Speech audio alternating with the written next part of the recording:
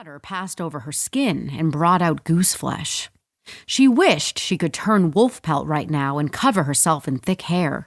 Maybe hellhide would turn the temperature up several degrees. "Ready," Delilah confirmed.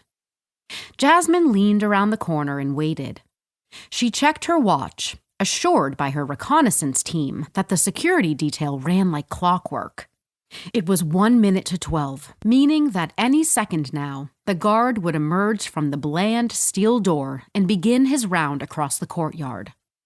Almost half a mile away, on the other side of the estate, their companion would be halfway toward completing their own circuit of the place. Jasmine checked her watch. 3, 2, 1.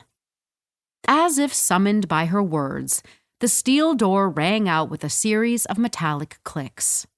The door nudged open, needing an extra shove to shift the buildup of powder from its path.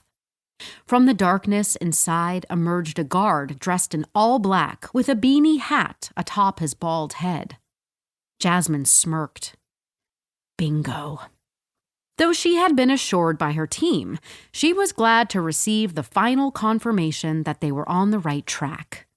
What kind of standard security team for a packing facility would carry an AR-15 strapped around their shoulder, resting in hands that were more than ready to shoot? It seemed excessive for the purpose.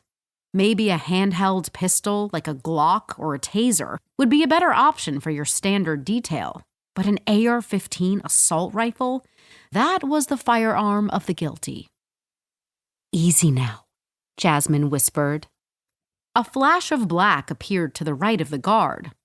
The shadow settled, blending into the black as the guard scanned the area. Satisfied that there was nothing untoward, the guard set off to Jasmine's left. She felt a vague sense of satisfaction watching the wolf hug the wall of the facility and close in on the guard. It was swift, and the wolf's paws making barely a dent in the snow, barely a sound. Another 2 wolves slipped behind the first, creating a triangle that sneaked toward him. The guard paused and cocked his head at a 4th wolf emerging in front of him. Jasmine watched Kendrick, a beautiful specimen in the moonlight, also cock his head. His amber eyes twinkled as the guard thought hard about what to do. Clearly, he hadn't expected to be met with a wolf at this time of night in this part of town. "Hello there," the guard crooned, bringing the AR-15 to his eye and staring down the barrel. "Stand very still, won't you? Where there's one, there's always more. That's what Mama used to tell me. Consider this a message to your fluffy little friends, wherever they may be." A growl from behind drew his attention, and that was all it took to be finished. Before he could swing his rifle to the 3 wolves behind him, they rushed him at once. Jaws clamped into his throat, his arm, and his legs, and dragged him to the ground. Kendrick removed his voice box, ensuring that his cries for help were brief and stunted. "First target down," Jasmine confirmed. Kadir replied, "You know I can see what you can see, right?" Jasmine shook her head dismissively.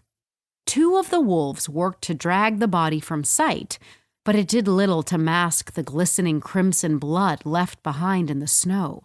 A violent red trail followed them around the corner and behind the dumpster. Jasmine imagined Jermaine picking up the poor bastard on his morning route and couldn't help but smile. By the time the wolves assembled once more by the front door, the aggressive red of the blood had turned pink, the snow filtering down and slowly wiping its existence from sight. "One down," Jasmine replied. "Time to move." The wolves piled in toward the steel door. A single halogen light illuminated their presence.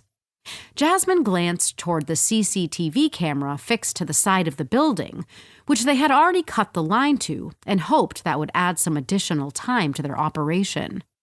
"Oscar Whiskey, we're set to go," Kadir muttered. Jasmine chuckled. "What?" "Just always wanted to say